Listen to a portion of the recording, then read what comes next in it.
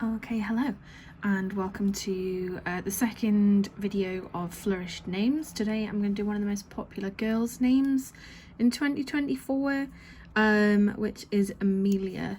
An old name. I think it's one of those that have had a, like a vintage name that I've had a resurgence. So I'm just going to do my planning in pencil as normal. Because I'm planning in pencil, it means that I don't have to do my universal line of beauty backwards. I do think I'm going to. I think just, I don't know, fancy it today.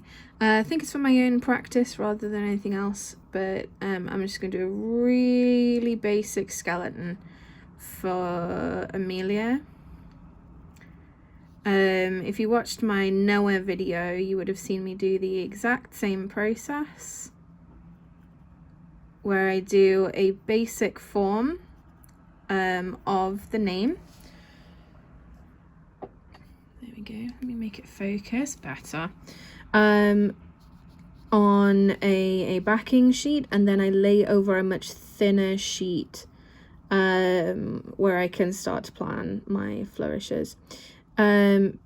Today, I believe this is cold pressed watercolor paper, so it's got a tooth, it's got a texture, which means that I don't use it for finished work, because it can create skipping. I think I'm pretty happy with that.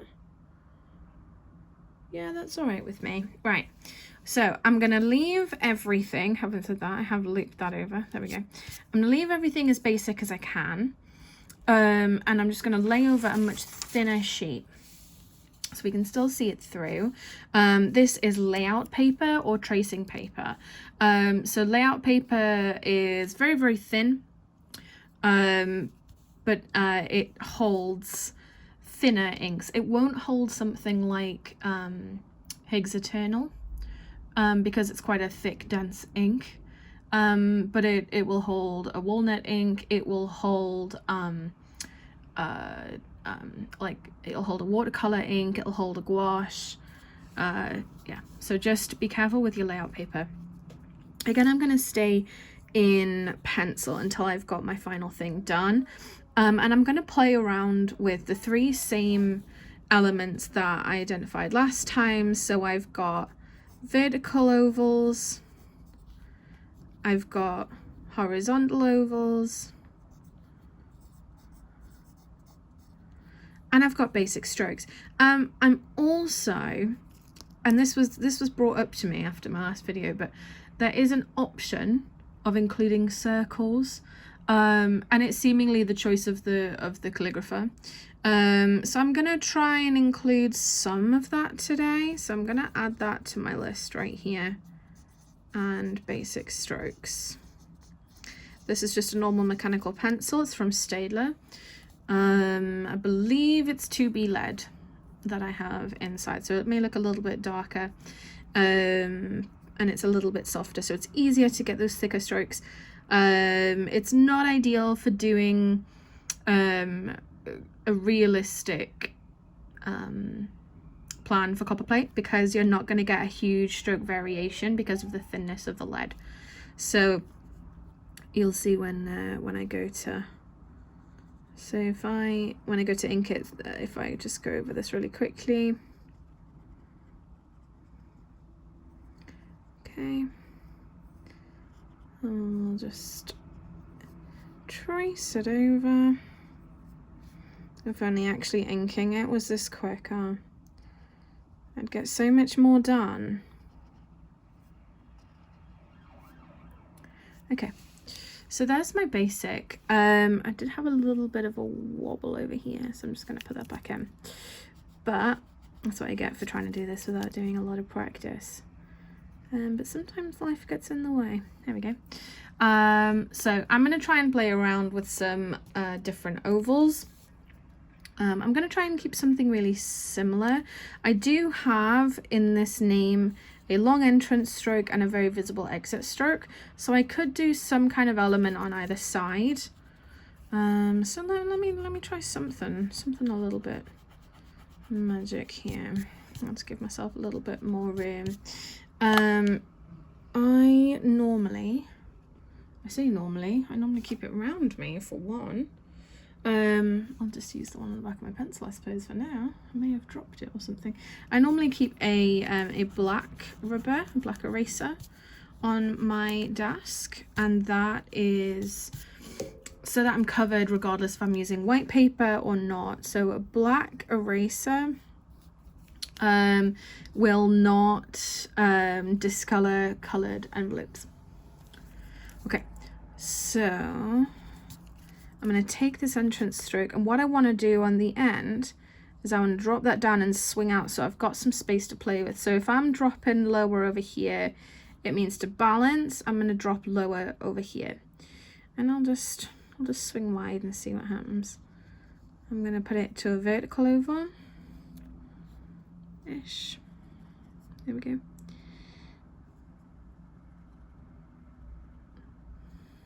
Something like that. Not a huge fan of that. May need to drop even lower than that so I can get this done. Oh no, I can manage. Okay, so I've got a basic stroke right here. It's come from a vertical oval. And I'm trying to keep an even distance. I've shown this before on my Magiskell videos, but just for anybody who is new, I'm trying to keep an equal distance inside this oval so that it looks like this central bit is almost like the middle of a donut. All right, I'm going to do the same over here. So I'm going to swing this exit stroke. I'm going to get rid of this little line. I'm going to swing it nice and wide, and I'm going to try. So I need to go as low as I've gone over here. So on my name, I've gone X height below. So that for me is 5 millimeters below. So I'm going to try and hit the same and swing it wider. Trying to get my donut. And then do my basic stroke like that. So I should have effectively the same flourish but reflected. I do have this crossover right here, which is fine because it crosses over quite cleanly and it's about halfway. I think for me though, I would maybe want to reverse that. I'm not such a fan of that. Okay, because my oval must point horizontally, so it must point that way, and it was looking a little bit on the droopy side because I was trying to turn it from one thing to another, but there we go. That's better. So I'm now working with one continuous flourish that goes back into the name.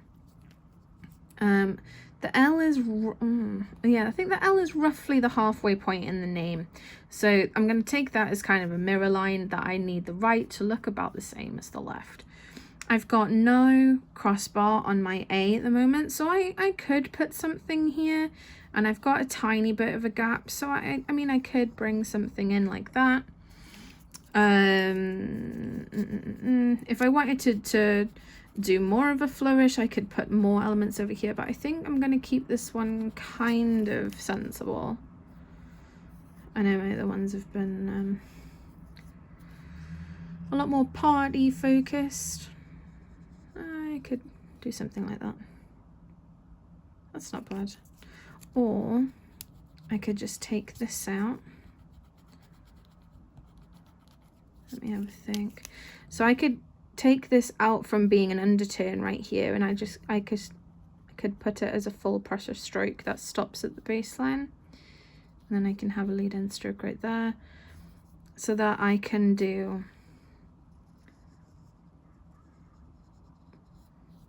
a lead-in stroke that goes to my M. So there's options right here. I think I would call it like that for something that's a bit more something that's a little bit more subtle. It's still very, very pretty, and even like as a standalone thing, like for a baby name or for a place card where it's just the name by itself, it's actually really sweet. And if you turn your paper sideways, you'll be able to get some lovely line variation horizontally, which will look fab. It'll look almost like it's on a banner or on a piece of fabric. So I just wanted to show you that I've got a vertical oval. So my vertical oval first one is right here. My second one is obviously here. My third one is over here. And my fourth one is here. So those are my verticals. I tend to try and stay away from the colors red and green, because I know some people have color blindness that are just red and green, so I don't want to. So hopefully pink is okay. I'm just trying to do it super subtly. And then, I mean, I have one horizontal oval, which is right here. So I am blending together different elements. I have not touched a circle yet, and I did say I would do that, so I'll have to put that somewhere. And I've got a basic stroke right here. All right, so that will be my first one. I'll need to move my paper so I can, there we go. Okay, so I'm now back over here. Let's do something. Should we do something a bit more wilder? All right, so let me go over the basic again, just really quickly. And I mean, in pencil, there's no stress, is there? When it's ink and you can't undo it. I mean, you can undo it to some degree if you're working on vellum or like a thicker paper. Like if you were working with a watercolor paper like this, you could just get a scalpel and scratch off a little bit of the top layer, which may be a little bit forgiving for you. All right, let's do something a little bit more. Oh, let me move that over. There we go. Okay. So let's let's do something with the L. Maybe something with the M as well. So anytime you've got an underturn in a letter, so it could be like an A, an I, an L, an M, we could extend that. So I could take that and just extend it for now. Yeah, why not? Yeah, I like that. Okay, let's do that. So I'm going to take out this lead-in stroke, and I am going to extend this underturn as well. So if I'm going to do an underturn right here, I've got two options. My options are that I can bisect this line as close to 90 degrees as possible. You guys have seen me do that before in capitals. Or I can go parallel to this line, similar to the donut thing before, so that I'm trying to get an equal amount of space here. Oh, I don't know what I fancy doing.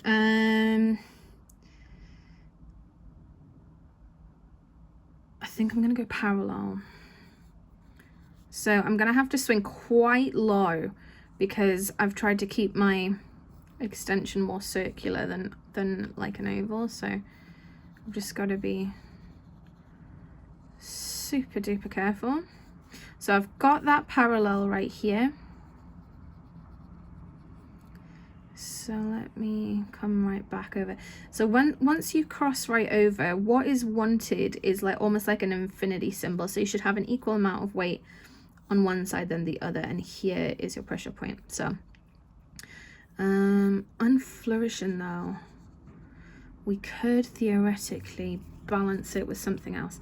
So let me just see if I bring that up. If I bring that up here, that's going to cross into my letter, but maybe we can do something with that because I haven't got a crossbar.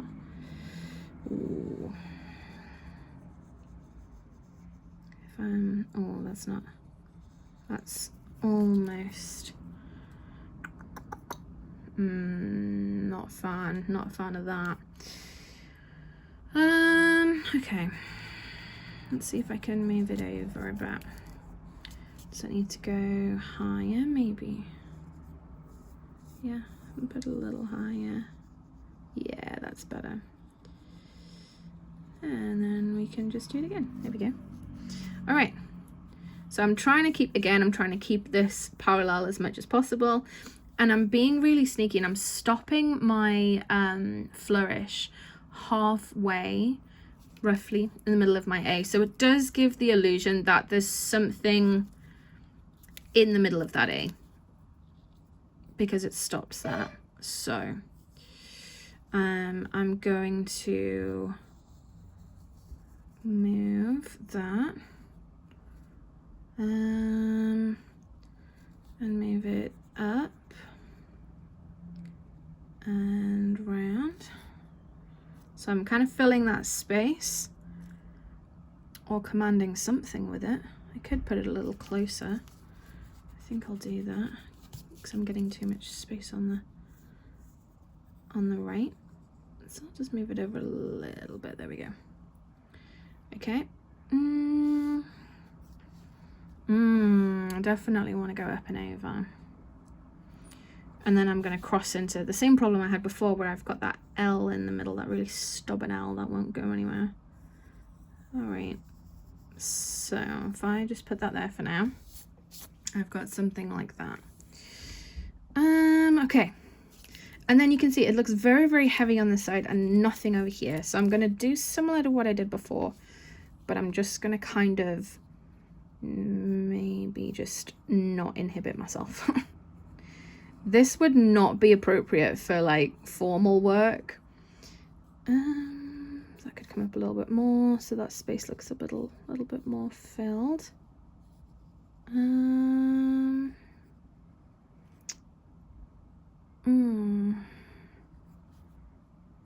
know how I feel about that. I think that's getting a little low. Okay. Do something like that. Yeah, and then we could do something parallel over here. There we go. So whatever that is, I'm just gonna try keep that parallel. I'm cooking with something. I'm not sure if it's gas, but I'm cooking with something. And I've still got this, so I would maybe want that to cross either in the middle or to cross both. And I think I've got so much space over here, I might do that.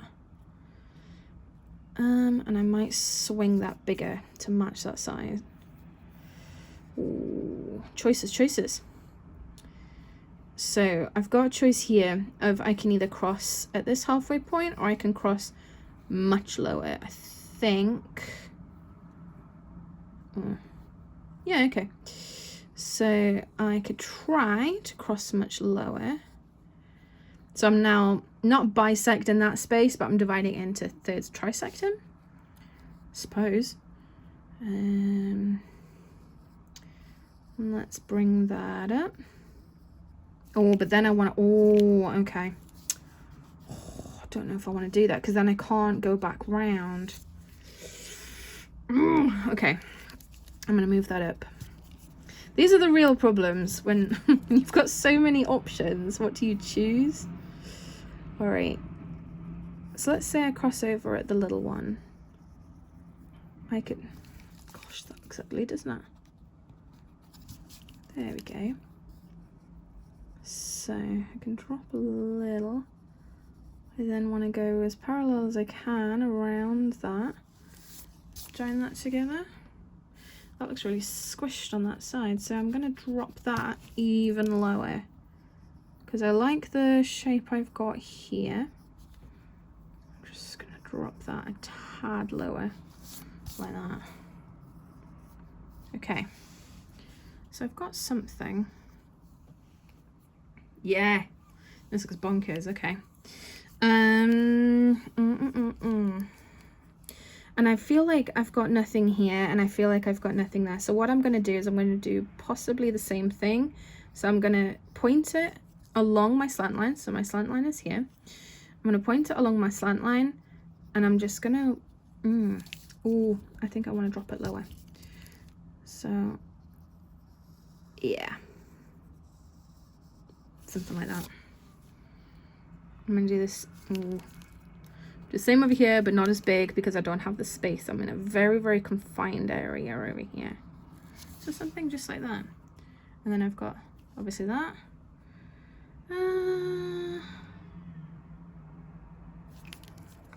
And what I could do, because I've got nothing in here and I don't like that amount of space, I could bring that over. Just drop that down a bit. There we go. Massively over flourished Amelia right there. But it looks a lot of fun, doesn't it? There are many artists and calligraphers who use this level of flourishing. They tend to be, what? Oh, this is the verticals, good. Can't remember my color coding half the time. So I've got vertical, vertical, vertical, and then everything else I think is horizontals. Oh no, I'm lying to you. So I've got horizontals all over here. I've got a horizontal, almost like a circle going on here. I think it's kind of an oval though. I did try and shoot for a circle, but I think I've landed at an oval. I've got another one here. And I've got another one in here.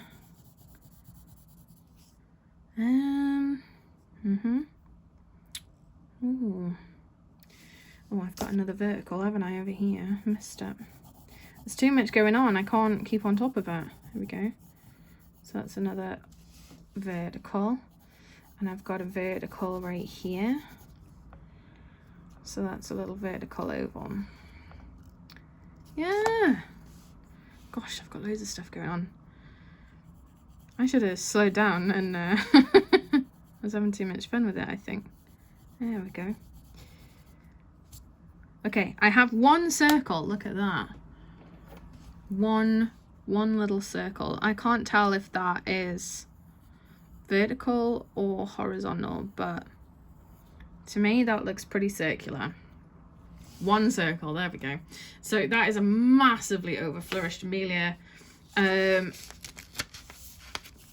then go, if I turn my light pad off, so that's a much more simpler, much more elegant, refined, and then this is hugely fantastical. Very, very fun though, and a very good challenge for a calligrapher. I hope you enjoyed the video. I will do more with different names. If there are any particular names you want to see, just please let me know.